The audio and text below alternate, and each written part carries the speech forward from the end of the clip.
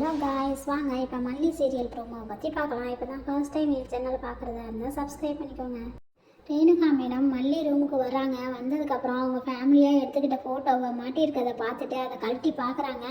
அந்த நேரத்தில் வெண்பா வரவும் அவங்க கையில் வச்சுருந்த ஃபோட்டோவை பட்டுன்னு கீழே போட்டுடுறாங்க. அந்த ஃபோட்டோவும் நல்லா உடஞ்சிடுது. அதுக்கு வெண்பா சத்தம் போட்டுட்டு இருந்தாங்க.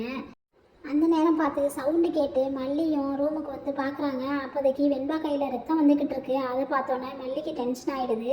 மல்லி மேடம் ரேணுகா மேடத்தை சத்தம் போட்டுக்கிட்டு இருக்காங்க. அங்கேருந்து விஜய் ஓடி வந்து என்னாச்சு மல்லி, என்னாச்சு மல்லி அப்படின்னு சொல்லிட்டு கேட்குறாங்க. அதுக்கு மல்லி சொல்கிறாங்க, இங்கே கொஞ்சம் பாருங்கள், வெண்பா கையை பாருங்க அப்படின்னு சொல்லிட்டு வெண்பா கையை எடுத்து காட்டுறாங்க. என்னாச்சு வெண்பா கையில் அப்படின்னு சொல்லிட்டு எப்படி கிழிச்சிச்சு அப்படின்னு கேட்குறாங்க.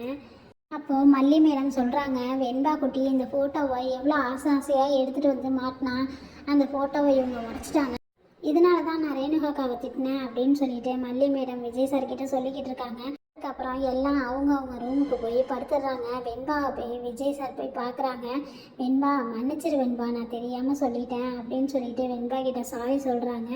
வெண்பா குட்டி சொல்கிறாங்க, டாடா நீங்கள் மல்லி அம்மாவை ரொம்ப ஒதுக்கி வைக்கிறீங்க டாடா அப்படின்னு சொல்கிறாங்க. அதுக்கு விஜய் சார் சொல்கிறாங்க, நான் ஒதுக்கி வைக்கிறதோட மல்லியே என்னை விட்டு ஒதுங்கி போகிற மாதிரி எனக்கு தெரியுது வெண்பா அப்படின்னு சொல்லிட்டு சொல்கிறாங்க.